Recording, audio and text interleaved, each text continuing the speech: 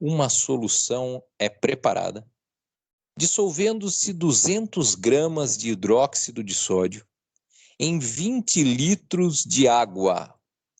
Calcule a concentração comum e a concentração em quantidade de matéria. O que você vai fazer agora? Dá uma olhada. Concentração comum. Você vai pegar a massa do soluto e dividir pelo volume da solução. Então está nítido aqui. São 200 gramas dividido por 20 litros. Só tome cuidado com a questão dos algarismos significativos e da precisão. Só isso. Pronto, achou a concentração comum. Use o símbolo C para a concentração comum. Não se esquece disso. E a concentração em quantidade de matéria? Essa exige um cálculo a mais. Como que se obtém a concentração em quantidade de matéria? Você deverá lembrar que o símbolo da concentração em quantidade de matéria, o símbolo mais atual, mais usado, é colocar NaOH entre colchetes, porque NaOH é a substância em questão. Então, são os colchetes. A concentração em quantidade de matéria é obtida fazendo-se o número de mols do soluto dividido pelo volume da solução. Qual o número de mols do soluto? Você tem 200 gramas do seu soluto. Você tem que pensar, um mol dele tem quantos gramas? 200 gramas vai ter X mol. Você pode fazer uma regra de 3. Ou então, você faz o seguinte, usa a seguinte formulazinha. Número de mols, que é representado por um N minúsculo, repito, represente o número de mols por N minúsculo. O número de mols é igual à massa que você tem, que nesse caso é 200 gramas, dividido pela massa molar da substância. Como fica isso na fórmula? N minúsculo igual a M minúsculo dividido por M maiúsculo. Veja, a fórmula da concentração comum, massa sobre volume. Mas não é a massa da solução inteira, é a massa só do soluto, porque se você pegar a massa da solução inteira e dividir pelo volume, aí você vai ter a densidade, que é outra coisa, é um outro tipo de concentração, que existe e é muito importante. Mas aqui é concentração comum. É a massa só do soluto dividido pelo volume da solução como um todo. Muito bem. E o que é a concentração em quantidade de matéria? Representada por um M estilizado, assim, né, com a perninha puxada, ou por um colchete. É a antiga molaridade, também chamada de concentração em mol por litro, mas o nome oficial é concentração em quantidade de matéria. É muito parecida com a concentração comum, só que agora você divide o número de mols pelo volume da solução em litros, e oficialmente em litros. A concentração comum pode até haver uma variação, pode até ocorrer uma variação e você obter a concentração comum dividindo a massa da solução pelo volume em ml. Mas a concentração em quantidade de matéria ela é extremamente específica.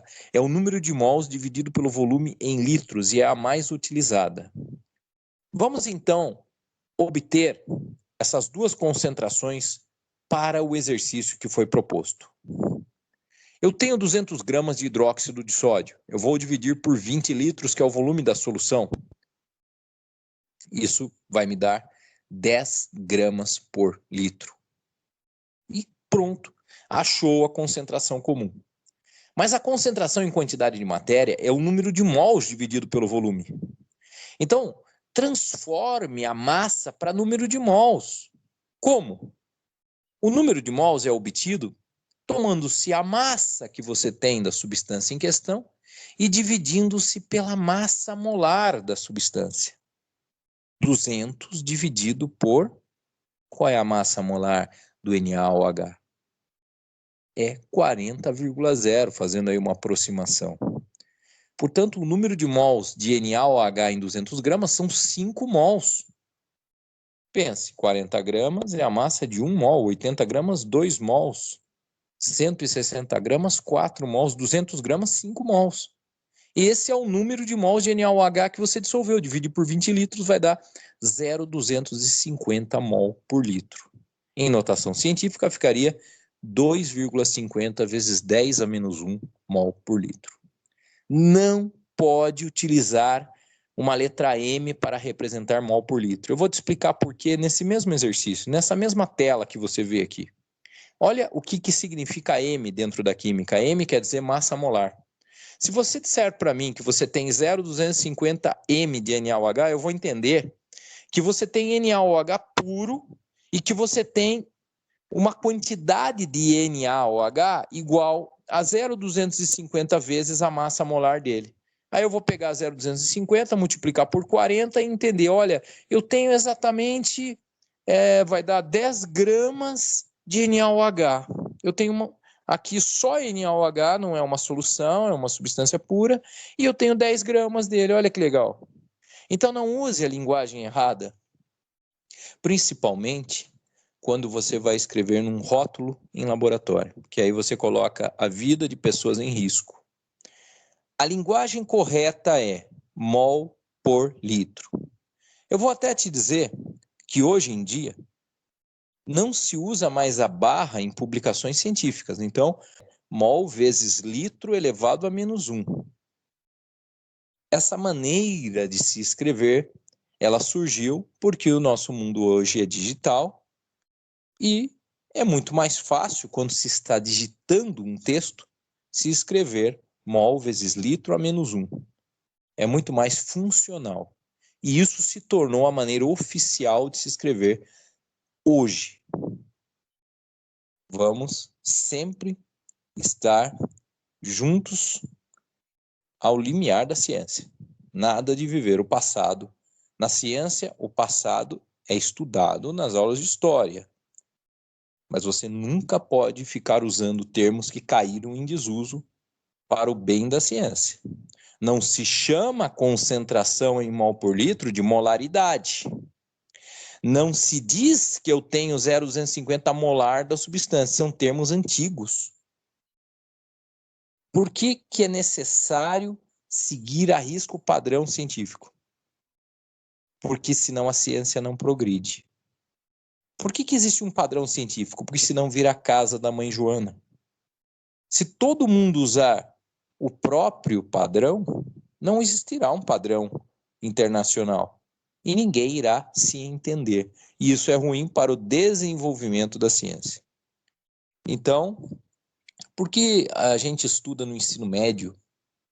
Por que a gente presta vestibular e estuda na faculdade? Porque nós queremos ter acesso à ciência. Então, não faz sentido nós agirmos de forma anticientífica. Isso não é lógico. Portanto, já que estamos aqui, já que estamos estudando, vamos seguir o padrão científico. Por isso, se você vai dar uma resposta, você não dá a resposta de qualquer maneira. A primeira coisa, você indica o número de algarismos oficial. Neste caso, nós lidamos com 3 algarismos significativos durante a conta. Como envolve multiplicação e divisão, a regra dos algarismos significativos diz que quando as suas contas envolvem multiplicação ou divisão, ou as duas operações, a resposta final deve conter um número de algarismos significativos igual ao menor número de algarismos significativos usados no caminho. Então vamos lá, no meu caminho eu usei o 200, 3 algarismos. O 20, 3 algarismos. Quando eu transformei massa para número de mols, eu calculei a massa molar e a tabela periódica me dá vários algarismos. Então eu trouxe a massa molar como 40,0 com 3 algarismos significativos. Por isso a minha resposta pode ter 3 algarismos. E aqui estão eles, 1, 2, 3. Porque 0 à esquerda não conta na contagem dos algarismos significativos. Então, nós finalizamos este exercício aqui e temos que treinar bastante agora para que saibamos fazer qualquer concentração em mol por litro.